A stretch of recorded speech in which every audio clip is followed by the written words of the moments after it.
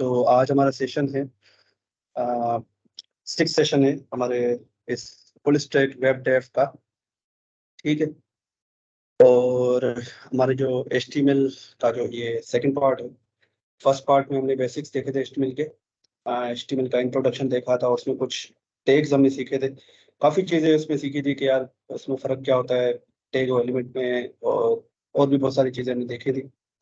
तो आज की क्लास में सबसे पहले तो मैं जो आप लोगों ने असाइनमेंट सबमिट की है आपने मुझे, वो देख लेते हैं। ठीक है। सो मैं स्क्रीन शेयर कर रहा हूँ, मुझे बताना आपको कि स्क्रीन आ रही है नहीं आ रही है।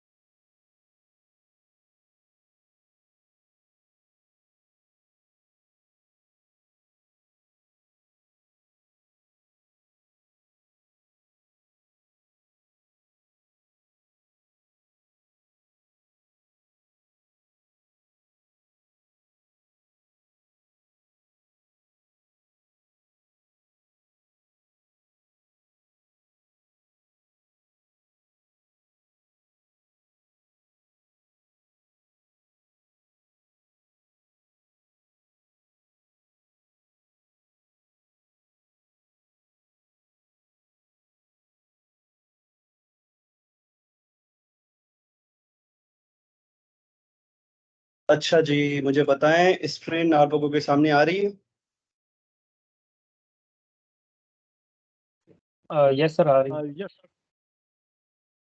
तो ये कुछ लोग हैं जिन्होंने अपनी असाइनमेंट सबमिट करवाई है। खिताब भाई, साद जमानी, नूर इलाही, मोहम्मद अजमल, खिजरा, हमजा सईद। और बाकियों ने क्यों नहीं करवाई, मुझे आप लोग ये बताएं। आप लोग असाइनमेंट क्यों नहीं कर रहे हो इनके अलावा? सर मैं मेरी देखता हूँ असाइनमेंट ज्यादातर इनकी ही होती है। जी। सर मेरी असाइनमेंट बनी हुई है, लेकिन अभी मैंने लैपटॉप स्टार्ट किया है तो वो मुझे मिल नहीं रही है। मेरी बनी हुई है, दोनों ही असाइनमेंट बनी हुई है, नेटवर्क की वजह से मैंने अपलोड नहीं की थी। अब मैं थोड़ी देर में आपको अपलोड करता हूँ। तो कोई बात नहीं।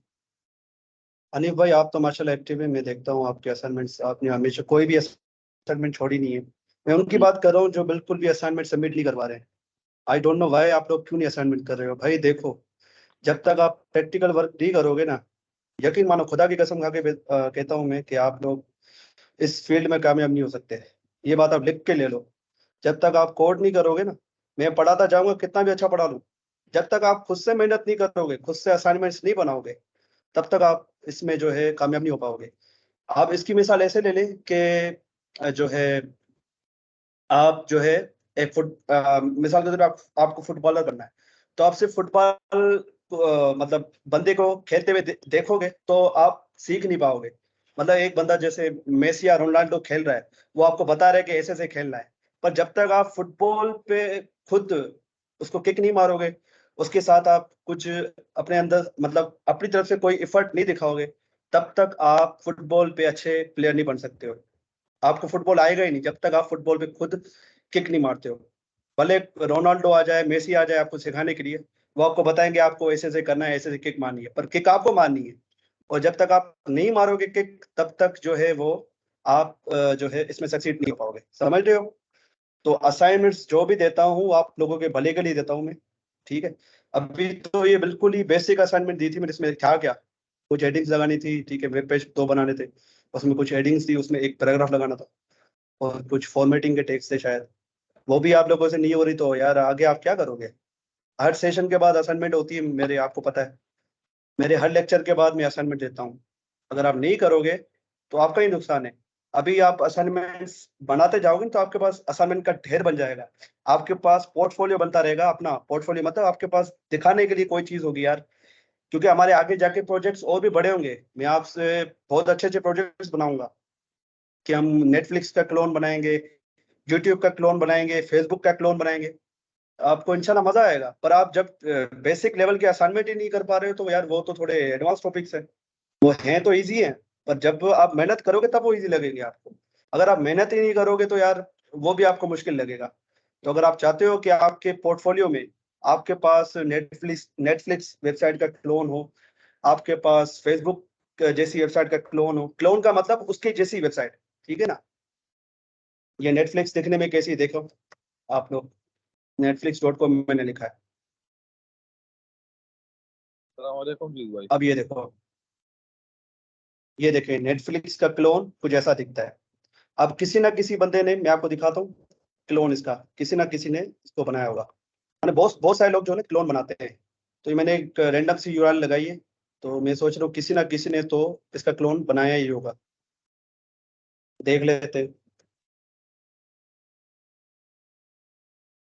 हेलो, अस्सलाम वालेकुम। जी एक मिनट। अब ये देखिए, किसी एक बंदे ने ये नेटफ्लिक्स जैसी वेबसाइट बनाने की कोशिश की है, देख रहे हो आप, इसको कहते हैं क्लोन। मतलब आप अपनी तरफ से उस वेबसाइट के डिजाइन को कॉपी करो, उसके डिजाइन को कॉपी करके बनाओ, ठीक है। इससे क्या होगी, आपकी स्किल्स अच्छी होंगी, आप रियल लाइफ में ये प्रोजेक्ट्स कैसे बनते हैं आपको पता चलेगा, ठीक है। तो वो आगे की बात है, पर आप जब बेसिक असाइनमेंट से नहीं कर रहे हो तब तक जो है आप आगे कैसे बढ़ सकोगे। जब आप बेसिक असाइनमेंट्स में ही फंस रहे हो, सुस्ती कर रहे हो, तो आगे मेहनत कैसे करो, क्योंकि इसमें तो बहुत ज्यादा कोड आपको लिखना पड़ेगा। तो जब आपकी आदत ही नहीं होगी कोड लिखने की, तो आप कैसे आगे सक्सीड करोगे। जी, कोई बोल रहा था, जी आप बोले। बिल्कुल। जी जी, जी खिताब भाई। ये चीजें मैं आपसे जो है ना, मतलब एक मसला थोड़ा सा, मेरा मतलब ये है था ना कि आप इधर लाइव मतलब सब कुछ यहाँ पे ये 3 क्लास तो पढ़ना नहीं हो रहे के बाद भाई जो है ना वो असाइनमेंट सबमिट नहीं करा रहे, शायद किसी पे जो है ना ये 3 क्लासेस बोझ हो। देख ले अगर मतलब आ, बोझ पे मुझे कम। समझ में नहीं आ रहा आप क्या कह रहे हो, आपकी आवाज बहुत ही ज्यादा डिस्टॉर्शन में आ रही है।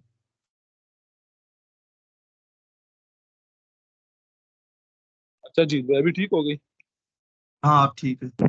अच्छा जी, भी मैं आपसे मशवरा ये करना चाह रहा था ना कि देख ले ये हमारे भाई जो है ना ये बाज नबाज इस तरह है कि वो असाइनमेंट सबमिट नहीं कर पा रहे, तो देख ले इनसे पूछ ले, शायद इन पे 3 क्लासेस बोझ हो या बर्डन हो, तो ये जो है ना 2 पे कन्वर्ट है। मतलब इनसे पूछ के ना फिर कर ले, तो शायद इन पे बोझ हो, नहीं कर पा रहे। वही तो मैंने, उसके लिए मैंने पोल छोड़ा था ना ग्रुप के अंदर, कि अगर आप लोग चाहोगे तो मैं वीक में 2 क्लासेस कर दूंगा, ताकि आप असाइनमेंट्स पे टाइम दे सको, ज्यादा प्रैक्टिकल पे कर सको। पर ज्यादा वोट्स उसके लिए नो पे आए थे,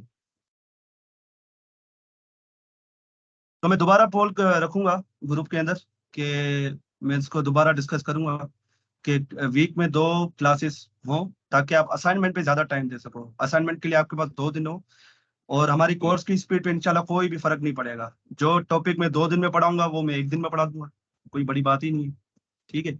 पर ये है कि ज्यादा से ज्यादा आपसे प्रैक्टिकल मुझे काम करवाना है, आपसे कोड मुझे लिखवाना है।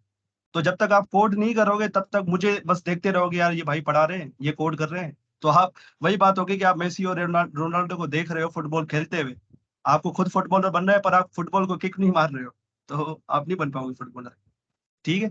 तो आपसे ऐसे ऐसे प्रोजेक्ट्स मुझे बनवाने हैं, ठीक है। नेटफ्लिक्स हो गया, या यूट्यूब यूट्यूब हो गया, यूट्यूब जैसे, ये पता नहीं कौन सी यूट्यूब पड़ गई है,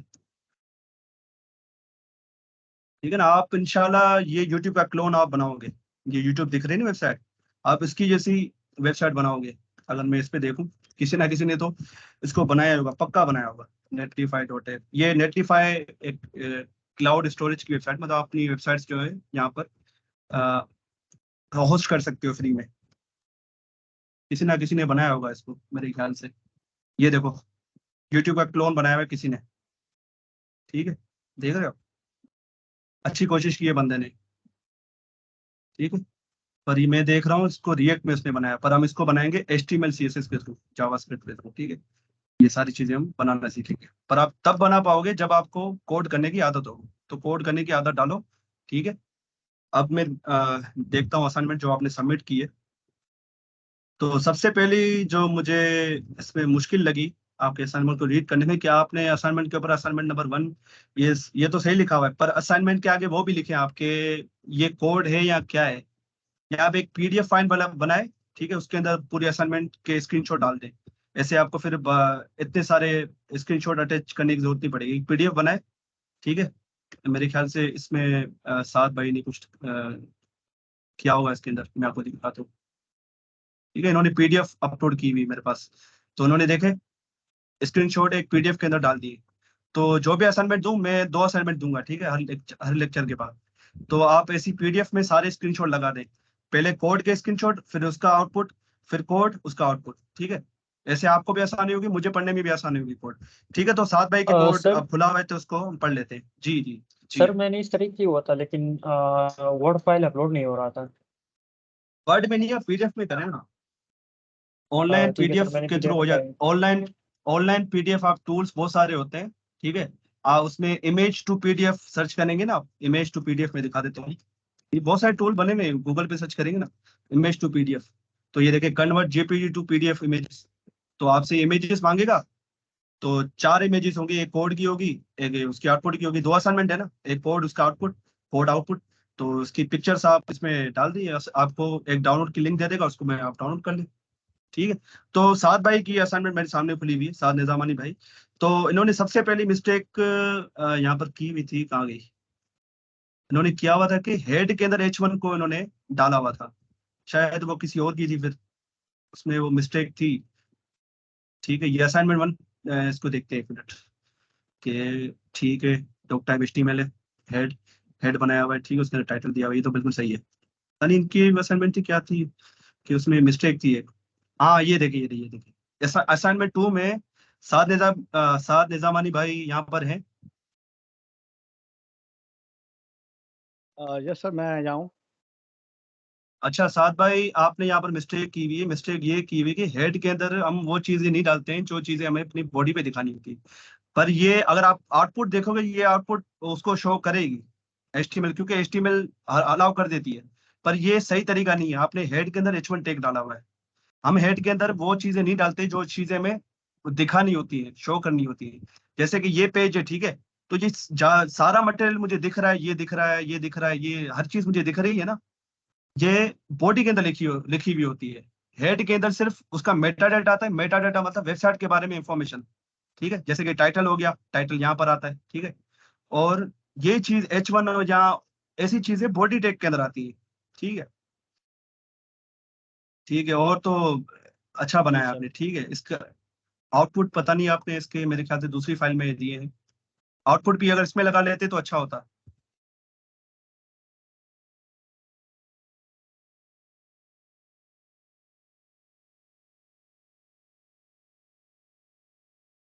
ठीक है, तो ये आउटपुट आ रहा है, ठीक है। इसकी हेडिंग्स कहाँ पर है,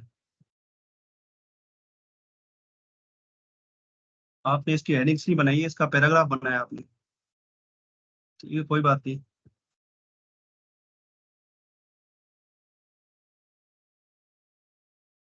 हाँ, ये अच्छा बनाया हुआ आपने, इंट्रोडक्शन पेज। मेरे ख्याल से इसमें आपने H1 को उसमें रखा हुआ है हेड के अंदर, ठीक है। तो जो है वो उसको HTML शो कर रही है, HTML उसका आउटपुट दे रही है, पर ये सही वे नहीं है। ये बॉडी बॉडी टेक के अंदर आना चाहिए। बाकी असाइनमेंट सही है, जो असाइनमेंट मैंने बताई थी वैसे ही आपने बनाया, गुड। बस इन चीजों से अवॉइड करें, ठीक है। हमजा सईद भाई यहाँ पर है।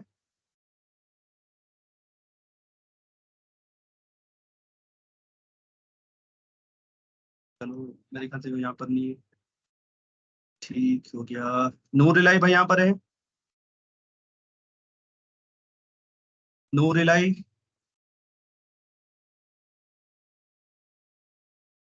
ठीक है, वो भी नहीं है।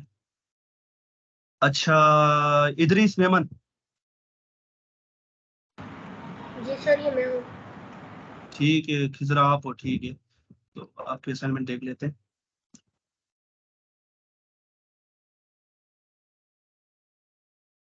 ठीक हो गया, आपने जो है यहाँ पर काफी एडवांस चीजें यूज कर ली जो मैंने पढ़ाई भी नहीं अभी तक। अच्छी बात है, चलो, गुड है, सर ठीक है। मैंने थोड़ी पढ़ी हुई थी तो मुझे अजीब लग रही थी वो नहीं वेबसाइट, नहीं, उस वजह से नहीं नहीं, मैंने कोई कोई बात नहीं, कोई बात नहीं। मेन चीजें काम आना चाहिए आपको, काम आपने किया है बस, ठीक है।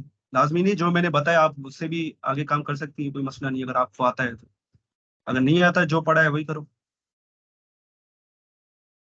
ये जबरदस्त, गुड है। इसकी आउटपुट कहाँ पर है, अच्छा, आपने CSS भी लगाई हुई है, क्या बात है, चले, गुड है।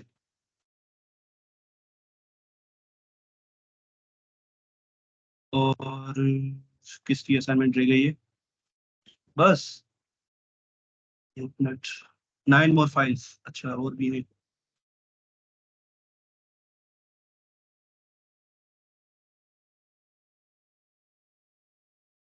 अजमल भाई यहाँ पर है? अजमल भाई? Yes sir. ठीक है अजमल भाई, आपकी देख लेते हैं। ये खुलेगा कैसे? ये खुलेगी कहाँ से अभी? एक मिनट। एक टू प्रो मीटा चीज बता रहा है। अच्छा, यहाँ से खुल गई, ठीक है। अच्छा जी, आपने क्या किया?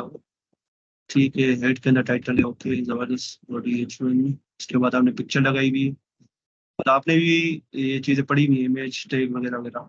सही है। कोटेशन हम ऐसे नहीं लगाते हैं, ठीक है? कोटेशन के लिए अलग टैग्स आते हैं, जैसे आपने यहाँ पर कोटेशन लगाई हुई है ना, हम कोटेशन यस ऐसे नहीं सर। लगाते हैं। इसके लिए ओके अलग सर। टैग्स आते हैं, ठीक है? ठीक है अच्छा, सर। ठीक है। ठीक है, मैं अभी दूसरी देख लेता हूँ आपकी।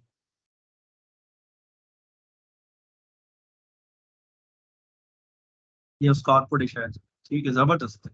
गुड।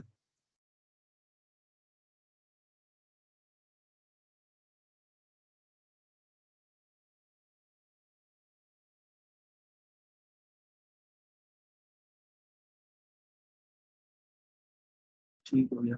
गुड अजमल भाई, जबरदस्त। बस ऐसे ही मेहनत करते रहे, इंशाल्लाह आप अच्छे डेवलपर बन जाओगे। बस मेहनत आपकी चाहिए। अच्छा, खिताबुल्ला भाई। जी सर बताएं।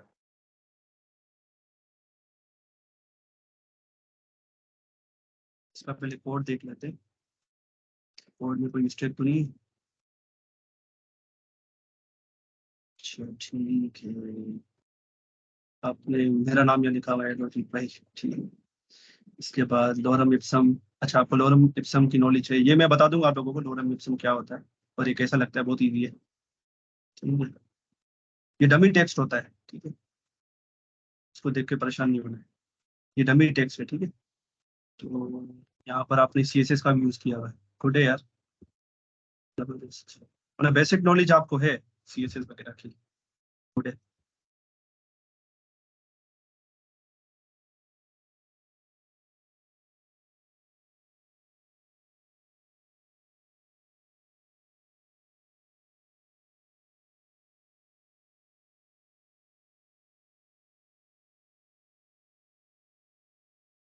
सही है। माय नेम इज, ठीक है, एजुकेशन, जबरदस्त, बेहतरीन, चलो, अच्छा है। अच्छा, ठीक है, ओके, गुड है यार। बस ऐसे ही मेहनत आप लोग करते रहे। आज के टॉपिक की तरफ बढ़ते हैं। तो ठीक है, नेक्स्ट टाइम से ना, सर जो मैंने भी आप असाइनमेंट बनाओ ना, उसकी स्क्रीनशॉट PDF फाइल में मुझे सबमिट करवाना। ठीक है, तो उसमें इजी हो जाएगा, सारी असाइनमेंट एक ही जगह पे आ जाएंगी। ऐसे फिर बार बार मुझे मूव नहीं करना पड़ेगा इसमें। ठीक हो गया भाई। अच्छा, कोई कुछ बोल रहा था? सर मैंने असाइनमेंट बनाई थी लेकिन अपलोड नहीं की। कोई बात नहीं अनीस भाई, अपलोड कर दीजिएगा बाद में। तो नेक्स्ट असाइनमेंट लाजमी टाइम से सबमिट कीजिएगा। अभी हम क्लास की तरफ बढ़ते हैं, बहुत टाइम चला गया उसमें असाइनमेंट चेक करने में।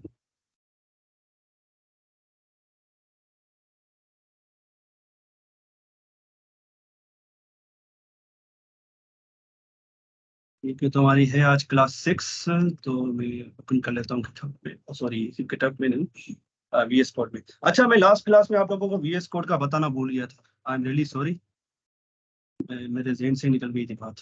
तो सबसे पहले VS कोड को देख लेते हैं, जिनको नहीं पता। ठीक है, तो बिल्कुल ही नए हैं, उसके लिए मैं बता देते हैं VS कोड क्या होता है।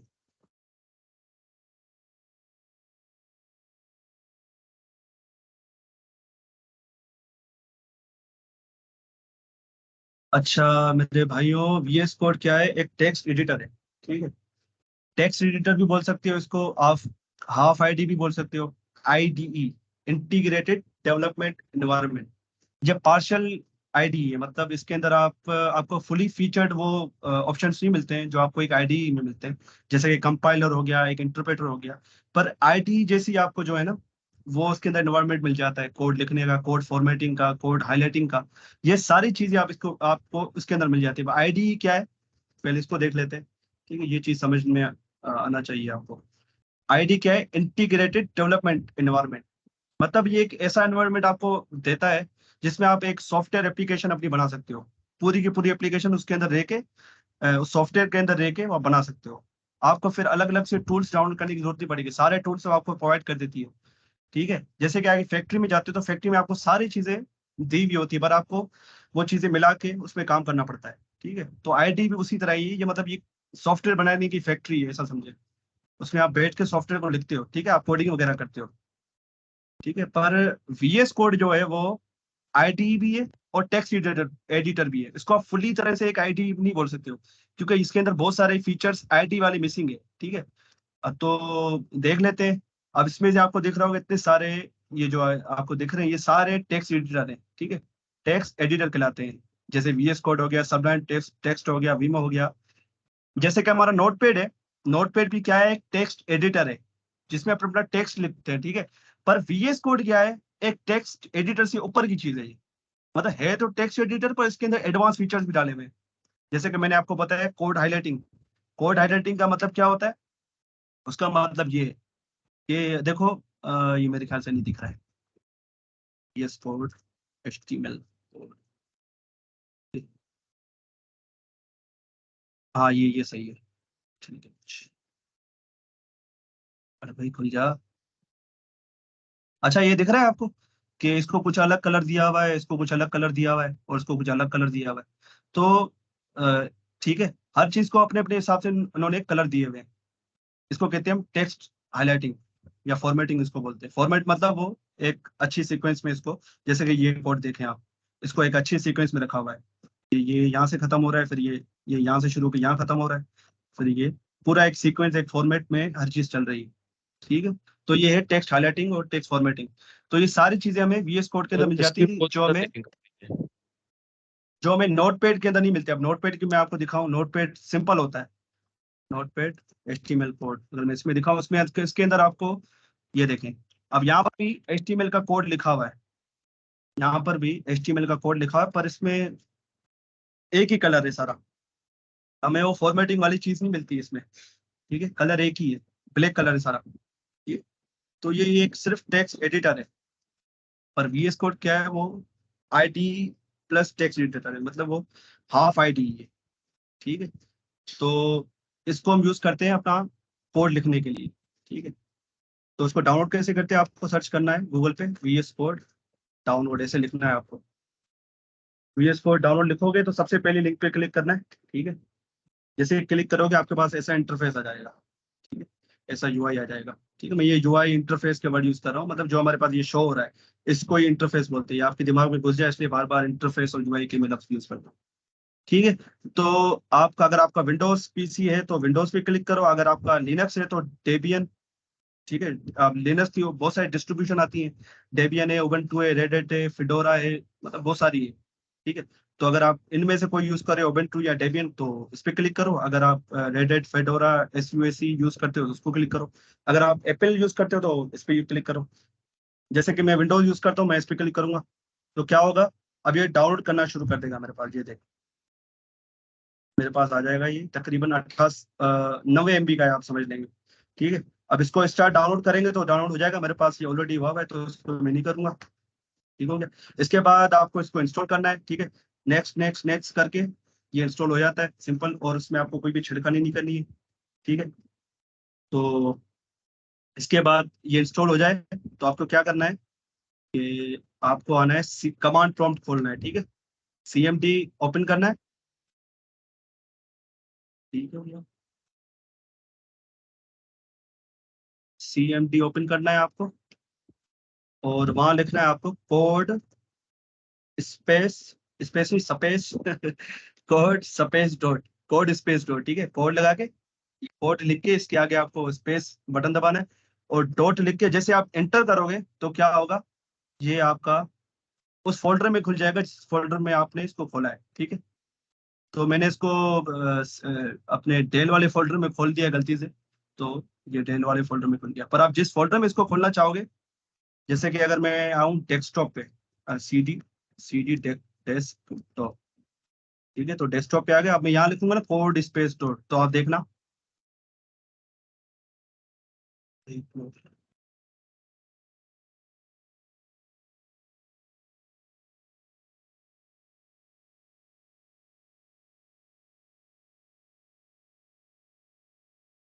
ठीक है। जैसे मैंने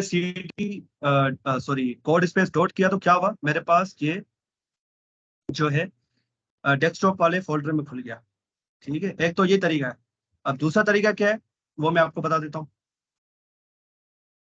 दूसरा तरीका भाईजान ये है कि आप उस फोल्डर में जाओगे जिस फोल्डर में आपको खोलना है। तो 1 मिनट में वो फोल्डर खोल लेता हूँ।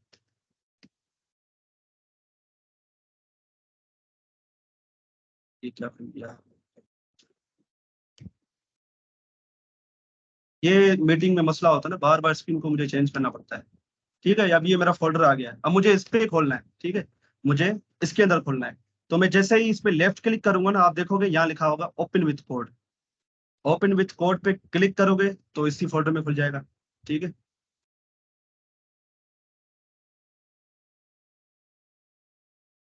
ये खुल गया, आपको नहीं दिख रहा होगा, अभी दिखेगा, ठीक है। ये मेरे पास यहाँ पर खुल गया है, ठीक है।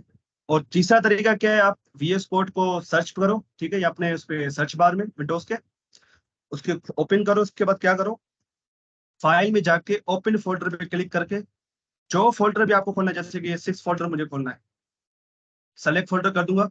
तो ये 6 फोल्डर पे क्लास 6 के नाम से ये फोल्डर मैंने बनाया था, उस पे ये खुल चुका है, ठीक है। तो समझ में आ गया, यहाँ तक क्लियर है सबको। अब इसके अंदर कुछ Yes, sir. एक्सटेंशंस आती हैं, इसके अंदर कुछ एक्सटेंशंस आती है। मैं चाहता हूँ कि आप वो इंस्टॉल करो अपने पास। एक्सटेंशंस क्या होती हैं, वो कुछ प्लगइन्स होते हैं, ठीक है, जो हम अपने VS कोड में इंस्टॉल करते हैं। वो हमें हेल्प करते हैं कोड को और फास्ट लिखने में, ठीक है। वो VS कोड के साथ जुड़ जाते हैं। तो सबसे पहले आपको ये करना है ऑटो कंप्लीट टैग, ठीक है। ऑटो कंप्लीट टैग, अब इसका फायदा क्या है वो मैं आपको बताता हूँ। इसको पहले आप इंस्टॉल करो सब अपने पास। ऑटो कंप्लीट, यहाँ अगर आपके पास लैपटॉप नहीं है, मोबाइल पे देख रहे हो, तो उसको लिख लो। ऑटो कंप्लीट टैग के नाम से एक्सटेंशन है, 1.8 मिलियन इसके डाउनलोड है। और आप यहाँ पर जाके एक्सटेंशन वाले फोल्डर में जाके इसको सर्च करोगे, आ जाएगा ये। फिर इस यहाँ पर आपको इंस्टॉल का बटन मिलेगा। मेरे पास अनइंस्टॉल आ रहा है, आपके पास आएगा इंस्टॉल का। इंस्टॉल पे क्लिक करोगे तो थोड़ी देर लेगा, मतलब ये 5 से 10 सेकंड लेगा, इंस्टॉल हो जाएगा आपके पास। अब ये करता क्या है, अब ये करता ये है भाई कि, ठीक है, मैंने यहाँ पर लिखा H1, ठीक है। अब देखें, इसका मजा देखें। अगर ये मेरे पास नहीं होता ना, तो मुझे इन दोनों में चेंज करना पड़ता। अभी ये मैं इसको चेंज कर रहा हूँ तो इस टैग में भी देखो चेंज हो रहा है, ठीक है। इसमें भी वो चेंज कर रहा है। अब H2 कर दिया तो वहां पर भी H2 हो गया। अगर ये नहीं होता तो मुझे मैनुअली करना पड़ता कि अगर यहाँ पर मैं H3 लिख रहा हूँ, यहाँ पर अगर मैं H3 लिख रहा हूँ तो मुझे यहाँ पर भी H2 से हटा के 3 करना पड़ता। तो इस एक्सटेंशन ने मेरी कितनी हेल्प कर दी कि मैंने एक जगह पे चेंज किया, वो दूसरी जगह पे ऑटोमेटिक चेंज हो गया। अगर मैं इस टैग को ही चेंज करके मैं लिख दूं P, तो देखें यहाँ P हो गया। तो इसका ये फायदा है ऑटो कंप्लीट का, ठीक हो गया। इसके बाद आपको करना है भाई मेरे, सॉरी ये ऑटो रीनेम का था मेरे ख्याल से, 1 मिनट। ऑटो, यार इतने सारे मैंने इंस्टॉल करके रखे हैं ना, कभी कभार ये तीनों तीनों की फंक्शनलिटी आपको दे देता है। ऑटो रीनेम, ऑटो क्लोज, तीनों की, इन दोनों की, ये मैंने एक्स्ट्रा मैंने इसको इंस्टॉल कर लिया है, ठीक है। ये मैंने बहुत पहले के किए हुए थे तो मैंने चेंज नहीं किए, ठीक है। पर आप इसको कर लोगे तो आपको ये दोनों की फंक्शनलिटी एक के अंदर मिल जाएगी, ठीक हो गया। इसके बाद आपको इंस्टॉल करना है भाई मेरे, मैंने तो बहुत सारी चीजें की हुई, आपको सारी चीजें नहीं करनी है, ठीक है। ये कर लो कम्युनिटी थीम, ठीक है, ये कर लो, ठीक है। अब इसका फायदा ये है कि मैं इसका थीम चेंज कर सकता हूँ। अगर मुझे ये थीम पसंद नहीं आ रहा है, जैसे मोबाइल में थीम चेंज करते हैं ना, अगर पसंद नहीं आ रहा है तो मैं क्या करूंगा, सेट कलर, ठीक है। अब देखिए इसका थीम चेंज हो रहा है। आप क्या करो कि, सॉरी, यहाँ जाओ और यहाँ पे जाओ और यहाँ से आप थीम सेलेक्ट करो, कलर थीम पे जाओ, तो आपको इतने सारे ऑप्शन दे देगा। आप देखो इसको चेंज करूंगा, ये देखो थीम चेंज हो रहा है मेरे पास, अब ये कम्युनिटी थीम जो हमने इंस्टॉल किया था ना, इसके थीम्स आ रहे हैं यहाँ पर, देखो ये देखो। अब ये पीछे कोड का भी कलर चेंज हो रहा होगा, आपको दिख नहीं रहा क्योंकि उसकी वजह से मैं इसको थोड़ा नीचे कर लेता हूँ, आप देखना मजा। ये देखें कोड की हाईलाइटिंग वगैरह, देखो कोड का कलर भी चेंज हो रहा है, देखो। इसलिए VS कोड को कहते हैं कि हाफ आईडी, ये कोड हाईलाइटिंग आपको देती है, देखो कितना खूबसूरत हो गया हमारा कोड, ठीक है। ये देखो डिफरेंट डिफरेंट थीम्स आपको मिलते हैं, ठीक है। मेरे पास तो बहुत सारी है, देखो ये तो आंख में चुभ रहा है बिल्कुल। लाइट मोड की अब आदत नहीं है ना, सब डार्क मोड यूज करते हैं, ठीक है। तो मैं तो अपना वही देखूंगा जो मैंने पहले किया हुआ था, तो मेरा तो यही ठीक है, ठीक है। एक ये करना है, इसके बाद आपको भाई फॉर्मेट ये कर ले, फॉर्मेट CSS पर, ये अभी आपका काम का नहीं, इसको छोड़ दो फिलहाल, ठीक हो गया। इसके बाद इसको कर ले लाइव प्रीव्यू को। इसका फायदा क्या है बताता हूँ मैं। इसको कर ले लाइव प्रीव्यू के नाम से एक एक्सटेंशन है, तो उसमें फायदा ये कि आप इसी के अंदर अपना एक ब्राउजर ओपन कर सकते हो छोटा सा, जैसे कि ये, जैसे शो प्रीव्यू करूंगा तो ये साइड में मेरा ब्राउजर खुल गया, ठीक है। मैं जो भी कोड लिख रहा हूँ तो मुझे यहाँ पर शो हो रहा है, वरना मुझे क्या करना पड़ता था, अगर मेरे पास ऑप्शन नहीं तो मेरे को ब्राउजर में, इसको अलग ब्राउजर में ओपन करना पड़ता था, तो थोड़ा कम्बरसम हो जाता था ये। तो यहाँ पर इन्होंने एक सहूलियत दे दी कि आप इसके अंदर ही वो ब्राउजर ओपन कर लो, ठीक है। इसमें कुछ भी लिख रहा हूँ तो ये मुझे इसका आउटपुट दे रहा है, तो इसका फायदा ये लाइव प्रीव्यू, ये माइक्रोसॉफ्ट की तरफ से आती है, ठीक हो गया। इसके बाद ये कर ले मटेरियल आइकन थीम, ये कर लें इसको, ठीक है, डाउनलोड कर लें। अब इसका फायदा ये है कि ये आपको ये दिख रहे हैं ना आइकन्स, यहाँ पर इंडेक्स HTML की फाइल है तो HTML का अपना एक आइकन आ गया है, ये .md के फाइल है तो .md का अपना आइकन है। अगर मैं जावास्क्रिप्ट की फाइल बनाऊंगा तो देखना कि ये देखो JS इसने मुझे ऑटोमेटिक दे दिया। ये कहाँ से आ रहे हैं, वो जो मैंने आपको दिखाया था। अगर मैं देखूं style.css तो ये देखिए CSS का मुझे इसने बता दिया, तो एक मतलब दिखने में अच्छा लगता है और दूर से पता लग जाता है कि ये CSS की फाइल है, HTML की फाइल है। वरना अगर ये नहीं होता तो आपको ऐसे दिख रहे होते, अगर ये नहीं होते ना आइकन्स तो आपके सारे ऐसे दिख रहे होते ब्लैंक पेज की जैसे, ठीक है। ये मटेरियल आइकन आपने इंस्टॉल कर लिया, ये मटेरियल थीम वही है, मतलब अगर आपको और थीम्स चाहिए तो आप ये थीम्स इंस्टॉल कर सकते हो। तो उसके अंदर बहुत सारी जो है वो, ये भी एक थीम है नाइट आउट, ये भी बहुत अच्छा है, सेट कलर थीम। अब देखो ये कितना खूबसूरत है, देखो। अब आपकी प्रेफरेंस पे डिपेंड करता है आप क्या चाहते हो। इसके बाद इसको लाजमी करें प्रिटियर को, ठीक है। ये कोड फॉर्मेट करने में मदद करती है, ठीक है। प्रिटियर ये कोड को फॉर्मेट करने में मदद करती है, ठीक है। जैसे कि ये हमारा कोड है, अब मैं क्या करता हूँ, कोड को मैंने तितर बितर कर दिया अभी। अब मैं क्या करूंगा, इसको मैं जैसे सेव करूंगा ना, देखना ये फॉर्मेट हो जाएगा, ये जब खुद ब खुद पीछे आ गया, एक अच्छे लुक में आ चुका है अभी ये। इसको दोबारा सेव करूंगा तो ये खुद ब खुद पीछे आ जाएगा, मतलब एक अच्छे फॉर्मेट में वो मैं सेट करके दे देगा। तो ये काम करता है ये प्रिटियर, ठीक है। इसके बाद VS कोड आइकन कर ले, ये भी अच्छा है, वही जो मैंने आपको बताया था ना, ये आइकन्स इसकी बात कर रहा था, ये कर ले, ठीक है। बस इतने काफी है, ठीक हो गया, ठीक है। ये सारी चीजें क्लियर है,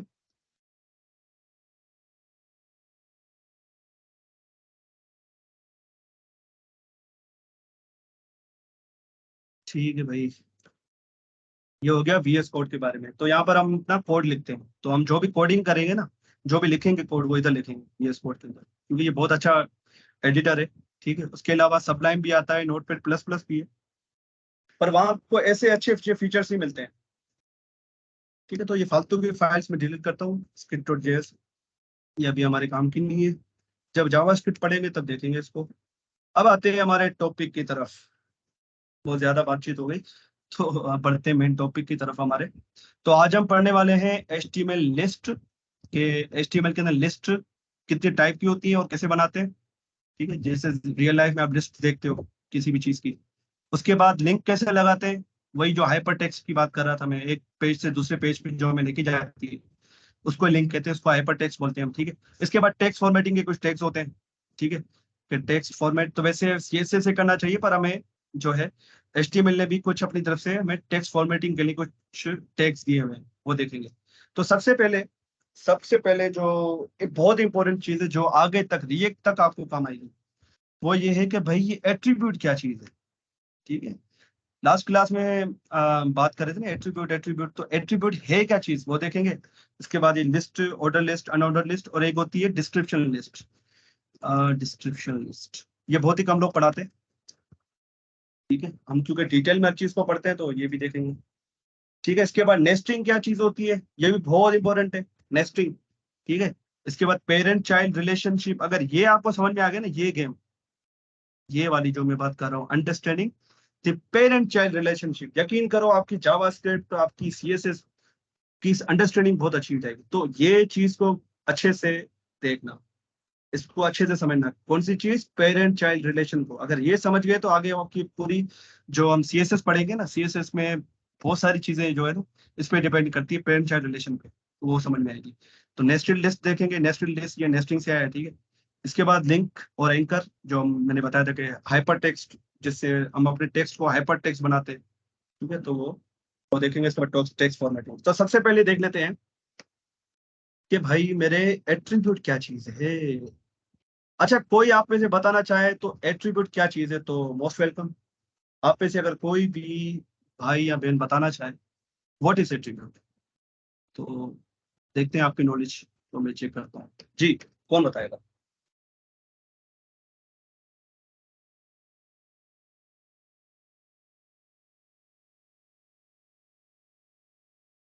जी अनिल भाई बताएं, what is attribute? Sir attribute मतलब किसी भी टैग की खासियत। नहीं नहीं नहीं नहीं नहीं, ये वो वाली चीज, वो इंसानों वाले एट्रीब्यूट वाली बात नहीं हो रही यहाँ पर। एट्रीब्यूट मतलब खासियत, पर यहाँ पर वो खासियत की बात नहीं हो रही है, ये कुछ और चीज है। जी, किताब भाई, अजमल भाई, असद, खिजरा, साद, साद निजामानी, दो साद है भाई यहाँ पर। साद खान है, एक साद निजामानी। तो भाई बताओ, व्हाट इज एट्रीब्यूट, क्या है एट्रीब्यूट? ये बहुत ही इंपॉर्टेंट है भाई, ये रिएक्ट में भी आपको काम आएगी, बहुत काम आएगी। रिएक्ट में हम इसको बोलते हैं प्रॉप्स। तो अगर आपको अच्छी तरीके से अभी समझ में आ गया ना, यकीन करो आपको फिर रिएक्ट में प्रॉप्स समझने में कोई मुश्किल नहीं है। जी, व्हाट इज एट्रीब्यूट? प्रॉप्स की बात कर रहे हैं। नहीं, मैं प्रॉप्स की बात नहीं कर रहा, मैं कह रहा हूँ कि एट्रीब्यूट क्या चीज है। अगर आपको एट्रीब्यूट समझ में आ गया ना HTML के अंदर, तो प्रॉप्स आपको समझने में मुश्किल नहीं होगी, क्योंकि प्रॉप्स जो है मैंने देखा है काफी जो है ना बच्चों को रिएक्ट में प्रॉप्स में बड़ी मुश्किल होती है। प्रॉप्स क्या चीज है यार, कैसे लगते हैं?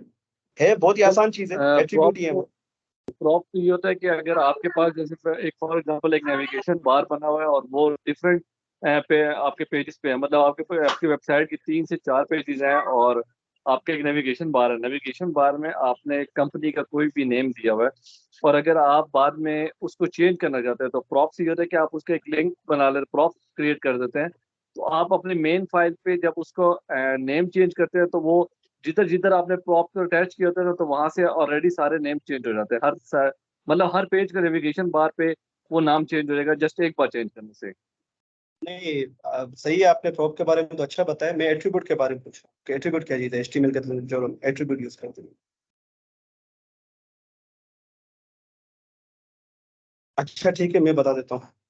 बहुत ही सिंपल चीज है, कुछ भी नहीं है। एट्रीब्यूट का सिंपल मतलब है कि ये हमें मजीद इंफॉर्मेशन देता है एलिमेंट के बारे में। ठीक है, एलिमेंट के बारे में एडिशनल इंफॉर्मेशन देता है ताकि हम उसका बिहेवियर और अपीयरेंस को चेंज कर सके। ठीक है, यहाँ तक बात समझ में आ रही है कि ये क्या करता है, मजीद इंफॉर्मेशन देता है और हमें मॉडिफाई करने में मदद देता है उसके बिहेवियर और अपीयरेंसेस को।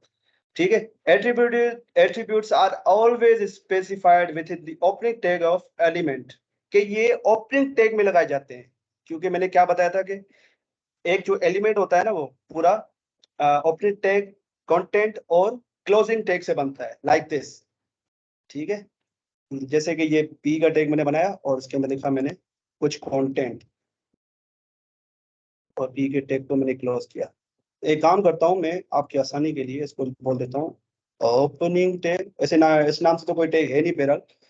ठीक है, पर समझने के लिए क्या है, कुछ भी नहीं, क्लोजिंग टैग। ठीक है, और ये मिल के क्या बनाता है, ये बनाता है एलिमेंट।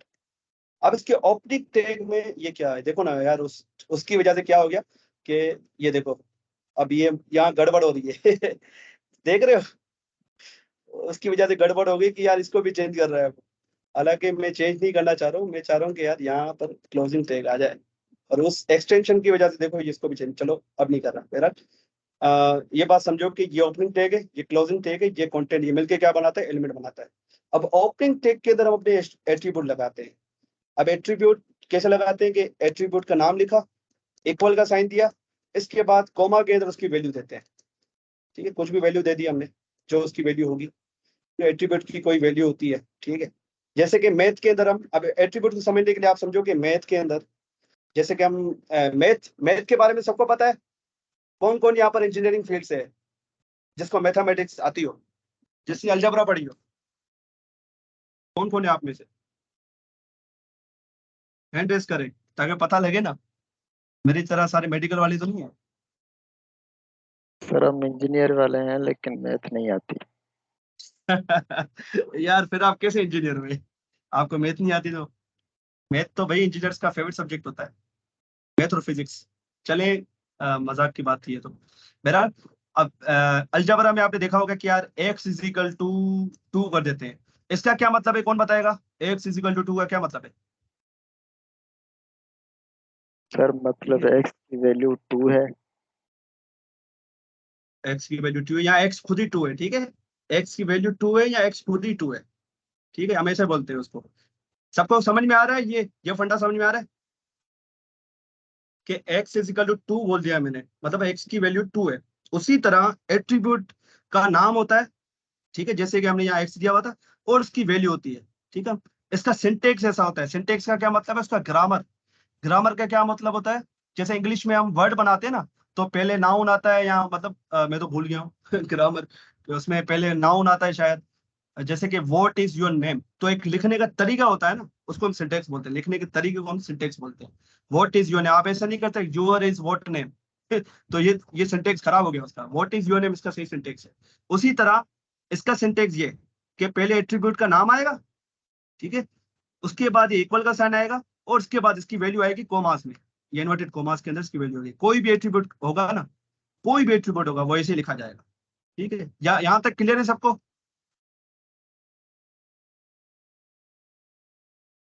जी, यहाँ तक क्लियर है? ये बहुत ही इंपॉर्टेंट है समझना। सर ये वो जो एट्रीब्यूट थी सर उसकी सही समझ नहीं आई।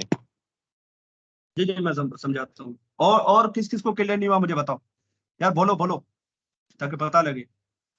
ये चीज समझना बहुत इंपॉर्टेंट है, मैं इसलिए ज्यादा जोर दे रहा हूँ इसको, क्योंकि इसका आगे काम है भाई। आगे आप एट्रीब्यूट बहुत यूज करोगे। अगर आपको एट्रीब्यूट ही समझ में नहीं आएगा तो आप कैसे आगे काम करेंगे? ठीक है, तो जैसे मैंने कहा कि मैथमेटिक्स में हम बोलते हैं कि भाई x इज इक्वल टू 2, तो x की वैल्यू हो जाती है 2। उसी तरह अब एट्रीब्यूट जो होते हैं ना, वो किसी भी एलिमेंट के ओपनिंग टैग में लिखे जाते हैं। ये यहाँ तक क्लियर हो रही है आपको बात? असद भाई, ओपनिंग टैग के अंदर एट्रीब्यूट को हमेशा लिखा जाता है। जी भाई, असद भाई ये बात समझ में आ रही है आपको? हेलो, मेरी आवाज आ रही है? जी जी सर आ रही है। सवाल खिताब भाई आपने पूछा था, असद भाई ने पूछा था? नहीं नहीं मैंने पूछा था जी भाई। अच्छा, आपने पूछा था, सॉरी मैं समझ गया असद भाई ने पूछा। अच्छा ठीक है, ओपनिंग टैग के अंदर हम अपने एट्रीब्यूट को लिखते हैं। तो सबसे पहले आता है एट्रीब्यूट का नाम। एट्रीब्यूट नेम आएगा उसका, कोई भी एट्रीब्यूट नेम हो सकता है। हर एलिमेंट के अपने अपने एट्रीब्यूट्स होते हैं। ठीक है, ठीक है, इसके बाद इक्वल का साइन है, और इसके बाद हम कोमास के अंदर उसकी वैल्यू लिखते हैं। ठीक है, अब वैल्यू कोई भी हो सकती है जो उसकी होगी। ठीक है, तो अब इसको मतलब जो हनीफ भाई ने बताया था कि खसूसियत, खसूसियत भी समझ सकते हो इसको, पर ये क्या करता है, एडिशनल इंफॉर्मेशन प्रोवाइड करता है। ठीक है, उसके बारे में, उस टेक के बारे में। ठीक हो गया, यहाँ तक क्लियर हो रही है? ये समझ में आ रही है बात आपको कि जी बिल्कुल। इसका सिंटेक्स समझ में आना चाहिए। तो आगे वो बात सारी आपको क्लियर, सिंटेक्स यही है इसका। एट्रीब्यूट का नेम होगा और उसकी वैल्यू होगी। ठीक है, अब वो नेम कुछ भी हो सकता है, ये हमने फॉर एग्जाम्पल के लिए ले लिया। ठीक है, अब आते हैं इस पे।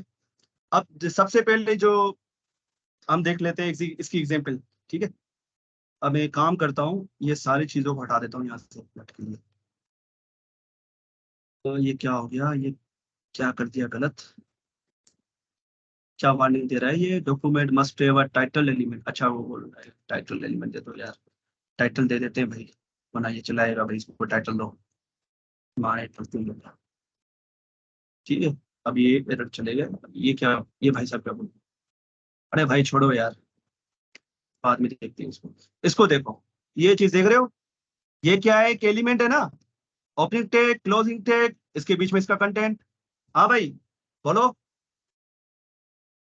ये चीज ठीक है, ये क्या है, एक एलिमेंट है, एचटीएमएल का एलिमेंट है, उसके अंदर क्या है, उसका कंटेंट है, उसका क्लोजिंग टैग है, इसका ओपनिंग टैग है, और इस ओपनिंग टैग के अंदर आप देखो ये चीज लिखी हुई है, लैंग इज इक्वल टू ये, ठीक है, लैंग। अब लैंग क्या है, कौन बताएगा जी, खिताब भाई बताओ, ये लैंग क्या चीज है?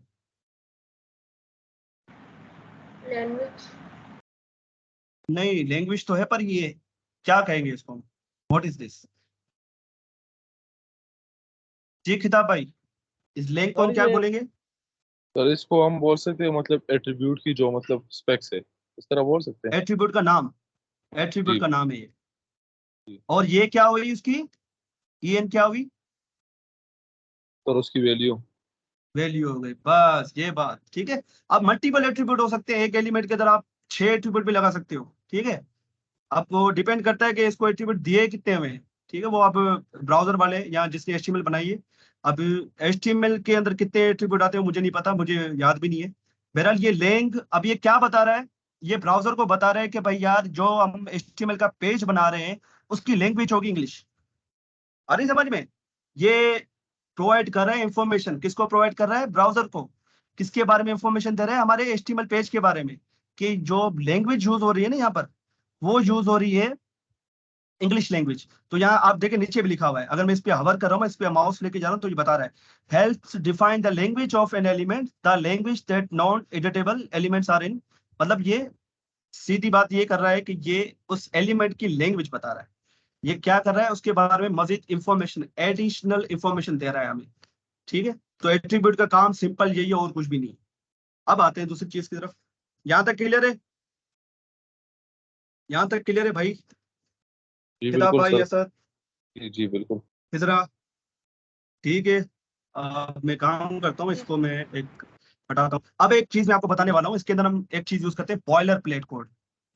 बॉयलर प्लेट कोड का क्या मतलब होता है, जैसे मैंने शिफ्ट और एक्सक्लेमेशन मार्क दबाया, मेरे पास ये आ गया एमिट एब्रीविएशन। एमिट क्या है वो देखेंगे बाद में, पर जैसे मैंने इस पे एंटर किया तो देखिए एक बना बनाया कोड मेरे पास, रेडीमेड कोड मुझे मिल गया है। मुझे इतनी मतलब ताका झाकी नहीं करनी पड़ी, इसके लिए मेहनत नहीं करनी पड़ी, वरना मैं क्या करता कि इस चीज को लिखने के लिए पहले मैं ये लिखता, फिर मैं HTML का टैग बनाता, यार कितना मेरा टाइम जाया हो जाता। तो VS कोड वालों ने एक फीचर हमें दे दिया है एमिट का। तो एमिट ने क्या कर दिया कि यार भाई आप ये लिखो, एक आपके पास बॉयलर प्लेट आ जाएगा, बॉयलर प्लेट कोड।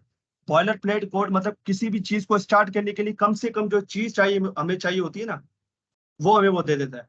तो हमें ये हर पेज में लिखना ही पड़ता है, ठीक है, सेम टू सेम चीज हर पेज में लिखनी पड़ती है। तो उसके लिए हम एक काम ना करें, उसका एक छोटा सा स्निपेट बना के रख लें। तो एमिट हमारे पास यही काम कर रहा है, इसने एक स्निपेट बना के रख लिया है, इसका कोड अपने पास सेव कर लिया है कि जब भी आप एक्सक्लेमेशन साइन ऐसे दबाओ, एक्सक्लेमेशन जैसे लिखोगे एंटर करोगे आपके पास ये आ जाएगा। अगर एक्सक्लेमेशन से आपके पास नहीं आ रहा है, ठीक है, मिसाल के तौर पे अभी मेरे पास ये सजेशन नहीं था, आप क्या करो कंट्रोल स्पेस दबाओ, ये आ गया आपके पास सजेशन। आप जैसे इस पे क्लिक करोगे तो ये आपके पास आ जाएगा। अगर आप एक्सक्लेमेशन नहीं दबाना चाह रहे हो, आप क्या करोगे, HTML, ये देखो ये यहाँ पर HTML5 पे क्लिक करोगे तो वही स्ट्रक्चर हमें उसने वापस दे दिया, ठीक है। यहाँ तो एक्सक्लेमेशन मार्क दबाओ, ठीक है, यहाँ तो एक्सक्लेमेशन मार्क दबाओ, यहाँ फिर लिखो HTML और HTML:5 लिख दो डायरेक्ट, यहाँ फिर HTML लिखो। अगर सजेशन नहीं आ रही तो कंट्रोल स्पेस दबाओ, सजेशन आ जाएगी, इस पे क्लिक करो, आपके पास ये बॉयलर प्लेट कोड आ जाएगा। तो बॉयलर प्लेट कोड समझ में आ गया, बॉयलर प्लेट कोड समझ में आ गया, क्या मतलब है इसका? और बॉयलर प्लेट कोड वो होता है ना जो मिनिमम एक पेज को स्टार्ट करने के लिए काम आता है। जी जी जी जी, बिल्कुल बिल्कुल यही है, सबको समझ में आ गया। मतलब मिनिमम जो चीजें हमें चाहिए ना, वो हमें जो है VS कोड प्रोवाइड करके दे रहा है कि आप इतनी जो है ना चीजें लिखो ही नहीं, इतनी मेहनत क्यों कर रहे हो जब मैं आपको इजीली वो चीजें करके दे सकता हूँ? क्योंकि बॉडी में देखो ना, बॉडी हमें वो बॉडी के अंदर कुछ भी लिख के नहीं दे रहा है, क्योंकि बॉडी आप लिखोगे। अब वो आप क्या लिखोगे उसको नहीं पता, पर ये इसको पता है कि ये चीजें तो आप लिखोगे ही लिखोगे, इसके बगैर तो आपका काम नहीं चलेगा। तो उसने क्या किया, एक चीज बना के रख लिया साइड में, तो आप इसको यूज करो। तो मेरा कितना टाइम बच रहा है? अब देखो इसके अंदर भी एक देखो, हेड में मैंने क्या बोला था कि मेटा इंफॉर्मेशन, ये मेटा डेटा देता है। तो ये देखे, ये मेटा का टैग आ गया। अब ये मेटा का टैग क्या बता रहा है, ये क्या चीज है, मुझे कौन बताएगा, जल्दी बताओ ये क्या चीज है इस मेटा के टैग के अंदर? Attribute. ये एट्रीब्यूट है, जबरदस्त। ये देखें, अब ये भी एक एट्रीब्यूट है, ये कंटेंट भी एक एट्रीब्यूट है, और ये भी एक एट्रीब्यूट है। अब देखो ये एक ही एट्रीब्यूट का पार्ट है, ठीक है। ये जो है ना इनिशियल स्केल, ये विथ डिवाइस, ये एक ही एट्रीब्यूट का पार्ट है, ठीक है। एट्रीब्यूट का जो नाम है ना वो विथआउट कोटेशन मार्क आता है। तो इसको आप एक अलग से एट्रीब्यूट नहीं समझना, ये एक ही एट्रीब्यूट की वैल्यू है, ये मतलब इस कंटेंट की वैल्यू है। तो इसके अंदर कितने में एट्रीब्यूट मिल रहे हैं? 2 एट्रीब्यूट मिल रहे हैं, तो ठीक है। तो एक एलिमेंट में 6 एट्रीब्यूट भी हो सकते हैं, जितने चाहे आप रख सकते हो, जो उसमें डिफाइन होते हैं, सॉरी जितने चाहे, आप अपनी मर्जी से नहीं रख सकते, जो उसके अंदर डिफाइन होते हैं, मतलब जो उसके अंदर दिए हुए होते हैं। तो ये एट्रीब्यूट क्या बता रहा है? अब देखो टैग वही है, पर उसके अंदर मल्टीपल एट्रीब्यूट है, ठीक है। जैसे कि इसके अंदर बताया हुआ है कि यार ये UTF-8 है, ये कैरेक्टर कोड होता है, तो उसकी डिटेल में इतने जाने की जरूरत नहीं। UTF-8 क्या है कि आपके जो दुनिया में जितने भी कैरेक्टर्स है ना, मतलब ABCDEF, इसका पूरा एक कलेक्शन आप समझ लो, ठीक है। UTF-8 ये वो चीज है, तो उसकी इतनी डिटेल में जाने की जरूरत नहीं है, ठीक है। तो ये क्या है, इंफॉर्मेशन ही है ना हमारे पेज के बारे में, हमारे पेज में क्या क्या चीजें यूज हो रही हैं, पर वो हमें शो नहीं करनी होती है, तो इसलिए हमने इसको हेड में रख लिया है। इसके बाद ये एट्रीब्यूट बहुत इंपॉर्टेंट है। ये एट्रीब्यूट अगर नहीं लगा हो ना, तो हमारी वेबसाइट मोबाइल पे रेंडर ही नहीं होगी सही तरीके से, मतलब हमारी वेबसाइट जो है मोबाइल पे सही तरीके से डिस्प्ले ही नहीं होगी, ठीक है। तो इसका नाम क्या है, व्यू पोर्ट है, ठीक है। और इसका जो इसमें जो लिखा हुआ ना, width is equal to device minus width और इनिशियल स्केल 1.0, ठीक है। इसका ये मतलब है कि जो आपकी डिवाइस की विड्थ है ना, जैसे कि मोबाइल की डिवाइस की विड्थ है वो छोटी होती है, लैपटॉप की थोड़ी बड़ी होती है, ठीक है। लैपटॉप की कितनी बड़ी है, तो हमारा वेब पेज भी उसी हिसाब से छोटा या बड़ा होगा। इसकी एग्जाम्पल मैं आपको दिखा देता हूँ। इसकी एग्जाम्पल हम इसको हम रेस्पॉन्सिवनेस बोलते हैं, ठीक है। जो मैंने आपको शुरू में बताया था, वेबसाइट को रिस्पॉन्सिव करना हर डिवाइस के लिए। तो ये लाइन इनिशियल लाइन है, मतलब ये इनिशियल पॉइंट है उस चीज का, ये मतलब उसका बिगिनिंग पॉइंट है, ऐसा समझिए आप। तो इसको हम देख लेते हैं, 1 मिनट, इसकी जो है ना साथ साथ आपको फिर ये दिखाता भी चलो। Here are you, browser we are you, here are you, क्या भाई ठीक हो गया भाई। यूट्यूब भी देख लेते हैं, मेरी फेवरेट यूट्यूब। आप बोलो यार ये बार बार यूट्यूब दिखाता रहता है, यूट्यूब आप ज्यादा फेमिलियर है, इसलिए मैं बार बार यूट्यूब आप लोगों को दिखाता रहता हूँ, ठीक है। तो यूट्यूब खुल गया मेरे पास। अब देखो मैं क्या करूंगा, F12 दबाऊंगा, डेवलपर टूल्स, ठीक है। ये मैंने थोड़ा साइड में इसको कर लिया, इसको थोड़ा साइड में करते हैं। अब ये देखो, अब जैसे इसमें मोबाइल पे क्लिक करूंगा ना, आप देखना ये मोबाइल के हिसाब से मुझे मोबाइल के हिसाब से तो नहीं शो हो रही है, क्या मसला है? अब भाई ये क्या इशू है, मोबाइल स्क्रीन पे क्यों नहीं जा रही? अच्छा यहाँ पर, मैं यहाँ पर जाता हूँ, आईफोन ऐसी सेलेक्ट कर लेते हैं। ये तो भाई क्या मसला है, अरे इसको दफा कराओ, कोई मसला आ रहा है यहाँ पर। गूगल पे जाते हैं, गूगल का पेज देखते हैं। हाँ ये देखो, अभी गूगल का पेज जो है वो मोबाइल के हिसाब से शो हो रहा है, ठीक है। मोबाइल की जितनी विड्थ है उसके हिसाब से शो हो रहा है, मोबाइल की विड्थ इतनी होती है, ठीक है। तो यहाँ पर हमें डिफरेंट डिफरेंट वो भी दिए हुए हैं कि S5 में आपकी वेबसाइट ऐसी दिखेगी।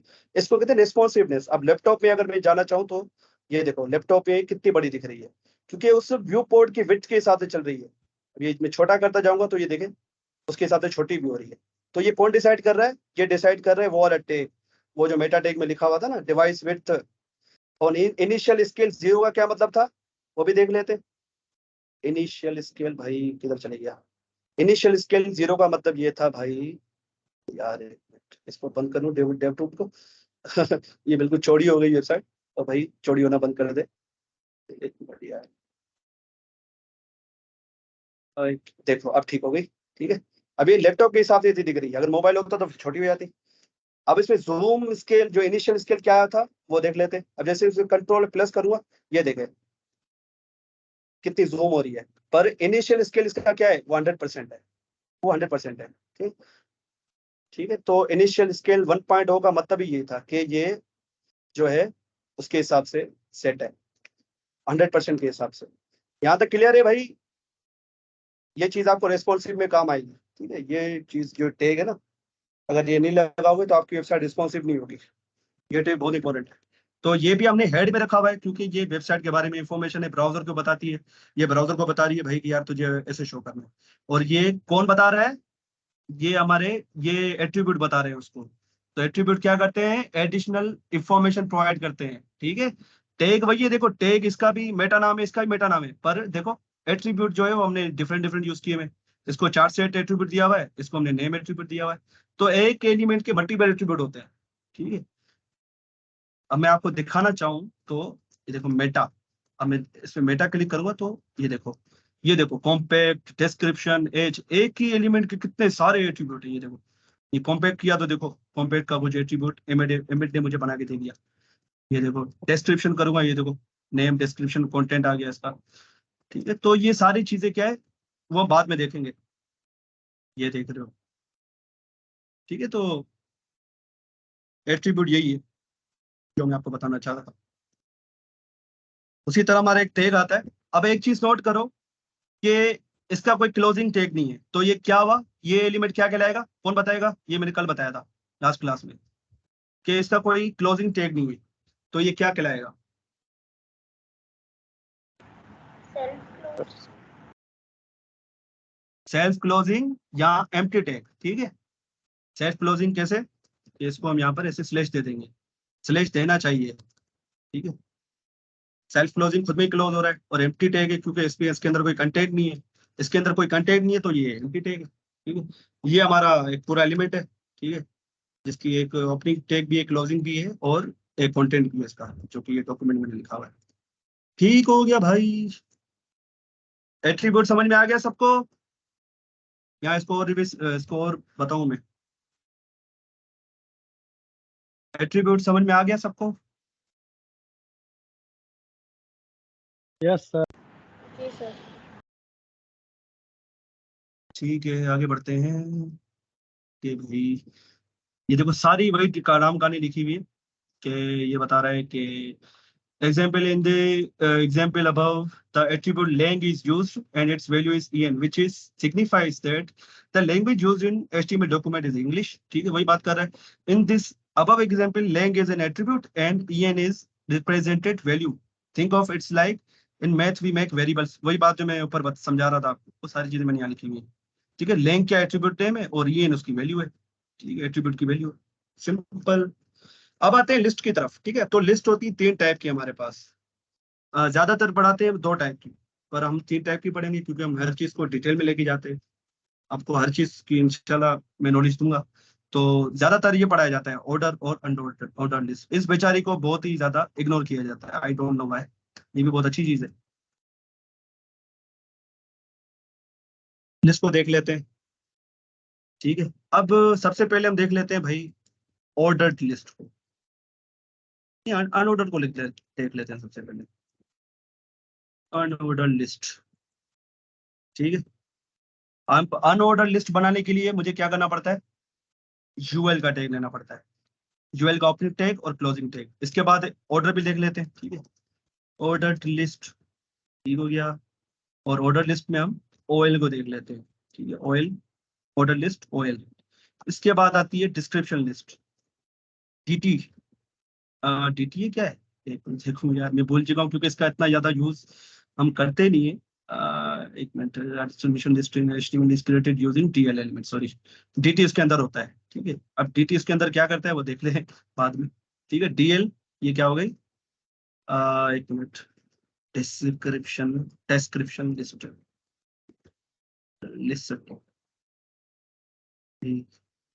ठीक है, 3 तरीके की लिस्ट होती है, अनऑर्डर लिस्ट, ऑर्डर लिस्ट और डिस्क्रिप्शन लिस्ट। अभी सिर्फ इन दोनों पे फोकस करो, इन दोनों पे, क्योंकि इसमें एक जैसी चीज यूज होती है। मैं आपको बताता हूँ वो क्या यूज होती है। List item, list items. अब लिस्ट आइटम्स कहाँ यूज होंगे? इन दोनों के अंदर हम यूज करते हैं, अनऑर्डर लिस्ट और ऑर्डर लिस्ट में। क्योंकि आपने एक अनऑर्डर लिस्ट, एक खाका तो बना दिया है, पर उसके अंदर आप लिस्ट तो बनाओगे ना, उसके कुछ मतलब आप क्या बनाना चाह रहे हो। अनऑर्डर लिस्ट में उसने बता दिया कि भाई मुझे एक अनऑर्डर लिस्ट बनानी है, पर लिस्ट आप बनाओगे कैसे, उसके लिए हम यूज करते हैं एलाइन टैग, एलाइन टैग जिसको हम कहते हैं लिस्ट आइटम। ठीक है, तो list item same to same हम ओएल में भी यूज करते हैं, जिसको हम कहते हैं ऑर्डर लिस्ट, सिंपल। अब इसे फर्क क्या बोलोगे यार, ये फर्क क्या, तो फर्क तो बताओ भैया। चलो वो भी बता देता हूँ। इसको मैंने एक मिनट के लिए कमेंट कर दिया। अब कमेंट क्या है वो नेक्स्ट क्लास में देखेंगे। ठीक है, मैंने इसको कमेंट कर दिया है, कमेंट। ठीक है, कमेंट से ये हमें शो नहीं होगा हमारे आउटपुट में। ठीक हो गया, ये डिस्क्रिप्शन लिस्ट को भी मैं एक मिनट के लिए कमेंट कर देता हूँ, दिखे नहीं हमें। ठीक हो गया भाई, ये हमें दिख रहा है क्योंकि इसको हमने कमेंट नहीं किया है, तो ये भी दिख रहा है हमें। ठीक हो गया, अनऑर्डर लिस्ट। ठीक है, इसको रहने देते हैं। अब देखो, यूएल डब्बा मैंने बनाया, उसके अंदर लिस्ट आइटम मैंने रख दिया। अब देखो एक डॉट मेरे पास आ गया है, ये डॉट क्या है, ये लिस्ट आइटम ही है। अब ये लिस्ट आइटम, ये डॉट कैसे आ रहा है, वो ये यूएल ले रहा है। ये यूएल क्या कर रहा है, उस लिस्ट आइटम में जो ये मैं गोल गोल डब्बा दिख रहा है ना, कि इस लिस्ट आइटम को कैसा होना चाहिए, वो ये यूएल डिसाइड कर रहा है। अब देख लेते हैं, ऑयल को खोल के देख लेते हैं ऑयल कैसा दिखाता है। ये देखें, एक मिनट, ये ठीक से अनकमेंट नहीं हुआ भाई, क्या मसला हो गया।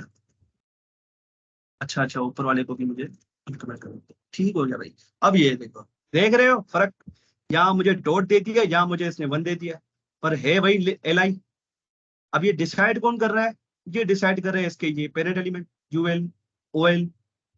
ठीक है, समझ में आ रही है, यहाँ तक बात समझ में आ रही है जी भाई, यहाँ तक बात समझ में आ रही है सबको। जी सर, बिल्कुल आ रही है। ठीक है, तो 2 तरीके की लिस्ट जो है जिसमें एक जैसी चीज यूज होती है वो है एल। अब डिस्क्रिप्शन लिस्ट में हम एल यूज नहीं करते हैं, ठीक है, तो इसलिए मैंने डिस्क्रिप्शन लिस्ट को थोड़ा साइड में रखा हुआ है। पर इन दोनों में हम एल यूज करते हैं। पर एल की अपीयरेंस कैसी होगी वो डिसाइड करती है उसके पेरेंट एलिमेंट या यूएल और ओएल। अगर ऑयल में रखते हैं तो ये देखो 1 2 3 की फॉर्म में दिखाएगा। अब जितने एल बनाता जाऊंगा, देखो जितने भी एल बनाता जाऊंगा तो देखना ये 2 आ जाएगा, ये 3 आ जाएगा, ये अब सेम एल मैं ऊपर बनाता हूँ। ये देखें, ये देखें, ये डॉट डॉट दे रहा है मुझे। अब उसी से ही मुझे समझ में आ रहा है कि ये अनऑर्डर लिस्ट है, क्योंकि ये एक ऑर्डर नंबर दिखा रहा है, ये हमें एक ऑर्डर नहीं दिखा रहा है, पर ये एक ऑर्डर दिखा रहा है 1 2 3 4। ठीक है, ये हमें एक ऑर्डर दिखा रहा है, इसलिए हम इसको कहते हैं ऑर्डर लिस्ट। और ये हमें ऑर्डर नहीं दिखा रहा है, इसलिए हम इसको कहते हैं unordered list. Simple is that, और कोई भी इसमें फर्क नहीं है। यहाँ तक क्लियर है बात। तो भाई यहाँ तक क्लियर है, यस सर, यस। ऐसे बोला करो ना यार। अच्छा, अब यूएल के अंदर और ऑयल के अंदर उनके अपने अपने एट्रीब्यूट आते हैं, वो देख लेते हैं। अब एट्रीब्यूट आपको समझ में आ गया, अब इसमें यूज करते हैं। क्या यार, मुझे ये दो सर्कल नहीं चाहिए, मुझे वो चाहिए, स्क्वायर चाहिए। तो मैं क्या करूंगा, यहाँ लिखूंगा डिस्क। टाइप लिखना पड़ेगा शायद, उसकी जो एट्रीब्यूट का नाम है वो टाइप है, और यहाँ लिख दूंगा डिस्क। भाई क्या हो गया, डिस्क पे काम क्यों नहीं कर रहा, इसका एट्रीब्यूट भूल गया हूँ यार मैं। टाइप था क्या था यार, तो भाई इसका एट्रीब्यूट क्या था, एक मिनट में देख के आता हूँ गूगल से। मैं यार भूल गया हूँ। गूगल हमारा बेस्ट फ्रेंड है, ठीक है, तो इस चीज में हम गूगल कर लेते हैं। ठीक है, तो लिस्ट एट्रीब्यूट देख लेते हैं, लिस्ट के एट्रीब्यूट, लिस्ट एट्रीब्यूट्स। भाई लिस्ट के एट्रीब्यूट दे दो मुझे। इसलिए मैंने कहा था ना, अपने एट्रीब्यूट हम नहीं बना सकते, वो जो एट्रीब्यूट हमें दिए हुए होते हैं वही हम यूज करते हैं इसके अंदर।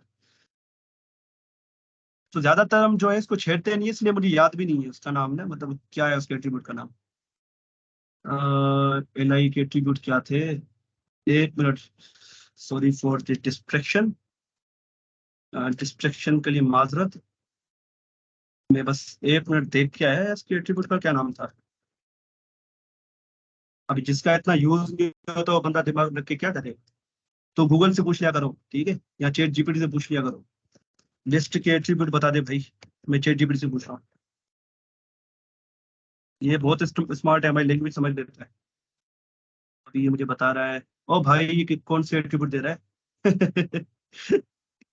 अरे भाई एचटीएमएल वाले बता, एचटीएमएल वाले बता, ये पता नहीं कौन से एट्रीब्यूट बता रहा था। नहीं नहीं नहीं, ये नहीं यार, ये क्या कौन से एट्रीब्यूट दे दिए इसमें, यूएल और ओएल के बता देता हूँ। हर चीज स्पेसिफिक बतानी पड़ती है। श्योर भाई। अच्छा अच्छा, टाइप टाइप ही तो है, तो मैं सही तो लिख रहा था भाई, क्या मसला है?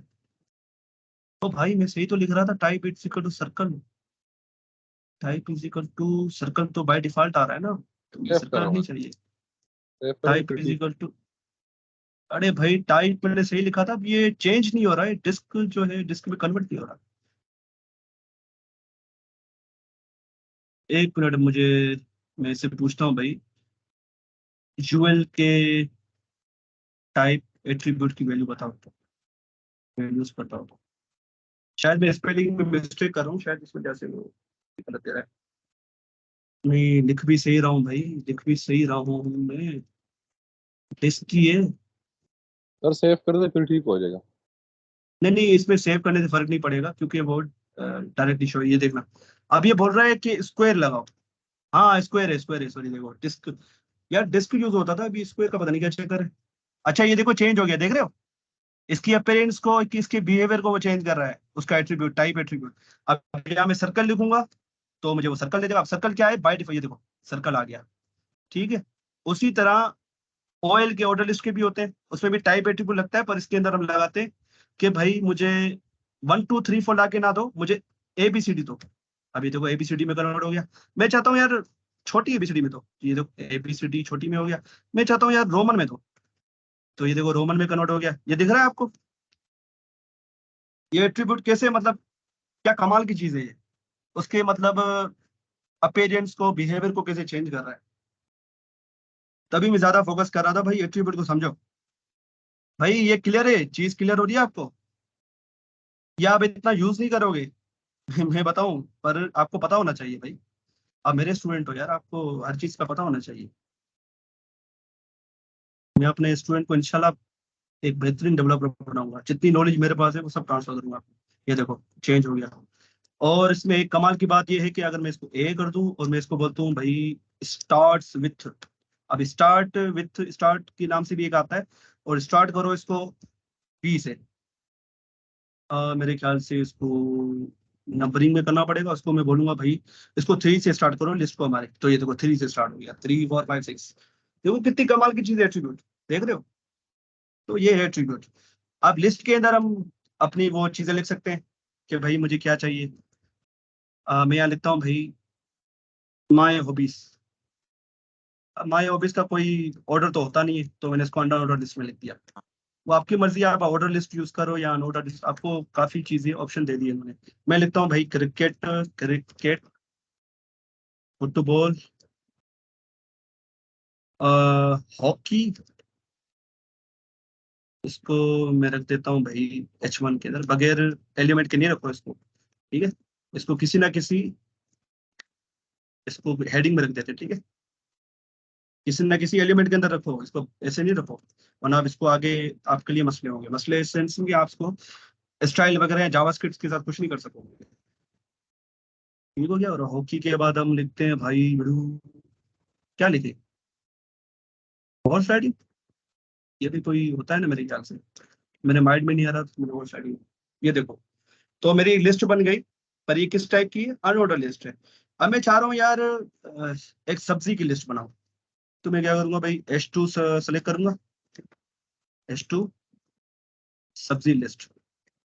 अब कितनी सब्जी लानी है वो हम लिखते हैं, इसलिए मैंने इसको क्या किया कि इसको मैंने ऑर्डर लिस्ट में लिख दिया कि फर्स्ट नंबर पे लाना है भाई लौकी,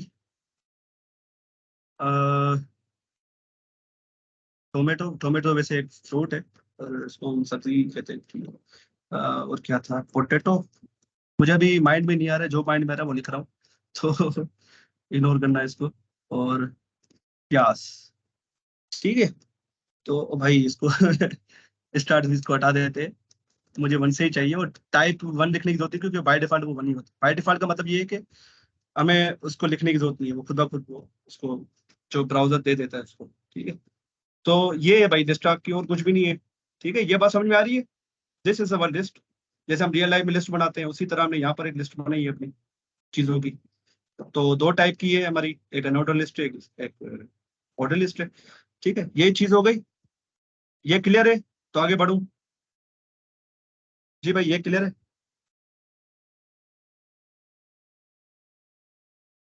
ठीक है भाई, इसको मैं कर देता हूँ कमेंट। कमेंट से क्या होगा, ये हट जाएगा, शो नहीं होगा हमें।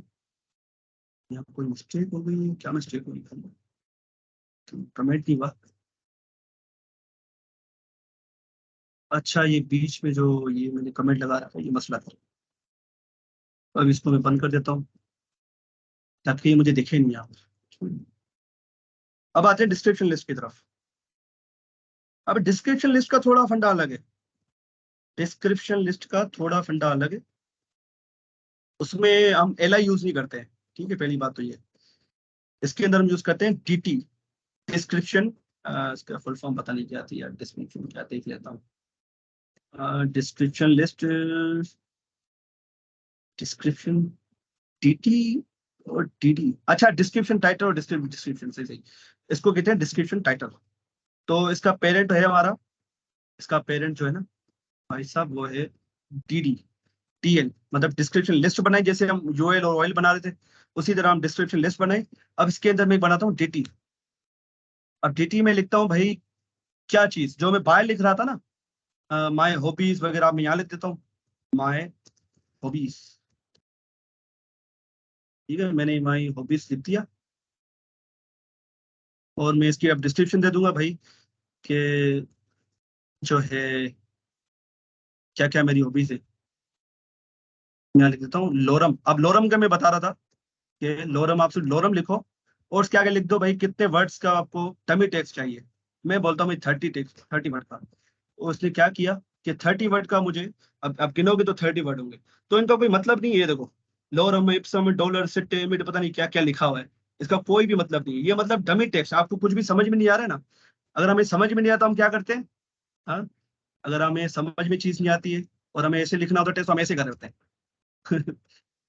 ठीक है, ये ह्यूमन नेचर है। तो भाई ऐसे ना लिख के, वीएस कोड वालों ने आपको एक फीचर दे दिया लोरम इप्सम का। और लोरम लिख के जितने वर्ड चाहते हो वो लिखो। 30 लिख दिया मैंने, एंटर करो, 30 वर्ड का आपने इसको इसने आपको दे दिया।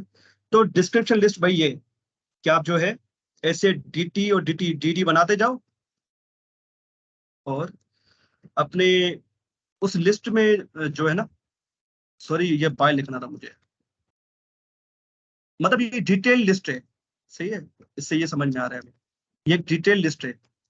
जैसे वहां पर हम अपनी डिस्क्रिप्शन नहीं बता रहे थे, यहाँ हम अपनी डिस्क्रिप्शन पूरी बता रहे हैं, इसलिए इसको डिस्क्रिप्शन लिस्ट बोलते हैं।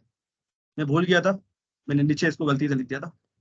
ठीक है, अभी ये हॉकी के बारे में मैंने लिखा होगा कुछ ना कुछ। ठीक है, और यहाँ पर मैंने लिखा होगा भाई क्रिकेट के बारे में। तो ऐसी भी लिस्ट आपने देखी होगी। तो इसका फायदा ये है कि इसमें आपको ये हेडिंग के बाद आपको एक स्पेस मिल जाता है। ठीक है, ये जो आप स्पेस देख रहे हो ना, ये एक स्पेस हमें मिल जाता है, तो एक खूबसूरत चीज लगती है। इसको आप H5 और पैराग्राफ के थ्रू भी बना सकते थे। ये चीज को आप जो है ना H5, ठीक है, और पैराग्राफ के थ्रू बना, पर देखें कि ये अच्छा नहीं लग रहा है। ठीक है, पर इसमें देखो, इसने बाय डिफॉल्ट कुछ ना कुछ यहाँ से स्पेस इसको सॉरी दे दिया है। तो डिस्क्रिप्शन लिस्ट का बस यही काम है। ये थोड़ी डिस्क्रिप्टिव लिस्ट है, ठीक है, और कुछ भी नहीं। वहां पर हम डिस्क्रिप्शन नहीं दे रहे थे। अगर मैं इसको अनकमेंट करूं, अगर मैं इसको अनकमेंट करूंगे तो आप देखोगे कि यहाँ पर हम उसके बारे में मजीद डिटेल नहीं दे रहे थे, तो यहाँ पर हम मजीद डिटेल बता रहे हैं। Simple is that. ठीक है, तो ये क्लियर है। तो काफी लंबी क्लास हो गई भाई, काफी लंबी क्लास। ठीक है, या ये क्लियर हो आपको? एक काम करते हैं, बाकी जो चीजें रह गई है ना उसको नेक्स्ट क्लास में कर लेते हैं, क्योंकि टाइम बहुत ज्यादा हो गया और आप लोग भी थक गए होंगे। तो यहीं पर इसको ब्रेक मारते हैं। कहाँ तक पढ़ा है हमें? लिस्ट तक पढ़ा है। ठीक है, बाकी ये चीजें जो है ना फिर नेक्स्ट क्लास में इसको देख लेंगे। ये बहुत इंपॉर्टेंट टॉपिक है, पर मैं नहीं चाह रहा कि यार, ये बहुत इंपॉर्टेंट टॉपिक है यार। ये चीज समझ में आ गई तो गेम आपको पूरा समझ में आ जाएगा। जावास्क्रिप्ट में टॉम का भी गेम समझ में आ जाएगा, और सीएसएस में काफी चीजें आपको समझ में आ जाएगी। तो इसको हम कल देख लेंगे। आज के लिए इतना काफी है। तो जी, यहाँ तक कोई सवाल हो तो पूछ लें आप लोग, और अटेंडेंस के लिए मुझे व्हाट्सएप पे मैसेज कर दें। बाकी यहाँ तक सारी चीजें क्लियर हुई आप लोगों को? कोई चीज, कोई सवाल पूछना हो यहाँ तक तो पूछ लो भले। मैं अभी रिकॉर्डिंग को भी स्टॉप कर देता हूँ।